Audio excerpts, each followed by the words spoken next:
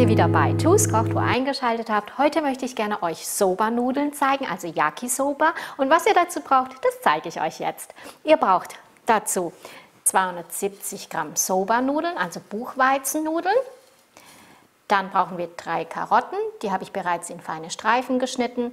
Dann 150 Gramm Pak Choi, die habe ich in Stücke schon geschnitten. Dann brauchen wir 250 Gramm Rotkohl, auch in feine Streifen geschnitten.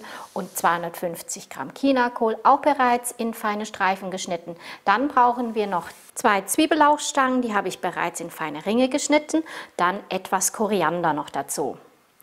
Für die Soße benötigen wir 20 Gramm Tahini Sesampaste, Saft von einer halben Zitrone, 4 Teelöffel Agavendicksaft, 2 Knoblauchzehen, die habe ich bereits fein gehackt, dann 15 Gramm Ingwer, dann brauchen wir 2 Teelöffel Sojasauce, 2 Teelöffel Sesamöl, 2 Teelöffel Sojabohnenpaste und etwas Pfeffer. Als erstes werde ich jetzt die Soba-Nudeln dann aufkochen. Sobald das Wasser jetzt aufkocht, werde ich die Nudeln dann hineingeben.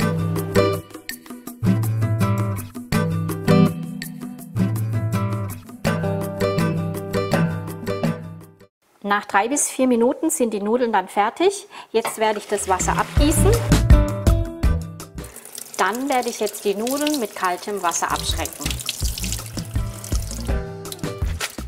Die Nudeln werde ich jetzt kurz beiseite stellen und jetzt werde ich die Soße vorbereiten. Jetzt nehme ich eben Tahini, gebe es in die Schüssel hinein.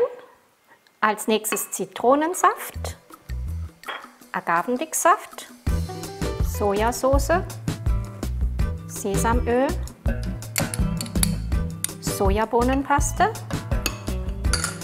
Pfeffer. Verrühre das Ganze. Knoblauch gebe ich jetzt noch hinzu und den Ingwer werde ich jetzt reiben.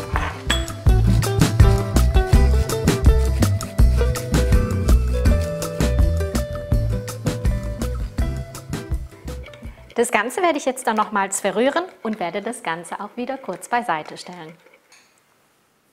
Anschließend werde ich jetzt das Gemüse in einer Pfanne mit etwas Öl dann kurz anbraten.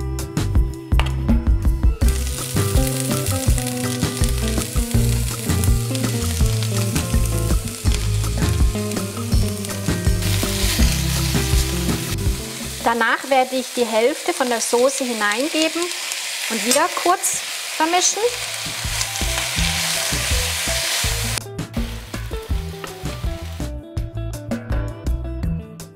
Und jetzt werde ich die Nudeln hineingeben.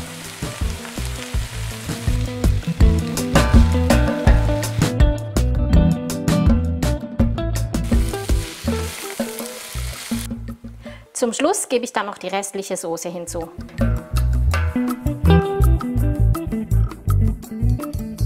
Und das Ganze nochmal gut vermischen. Als nächstes gebt ihr das Ganze dann auf ein Tablett.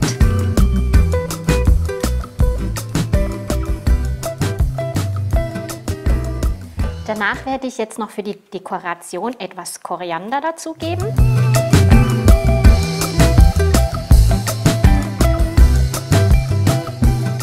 Und dann noch schwarzen und weißen Sesam.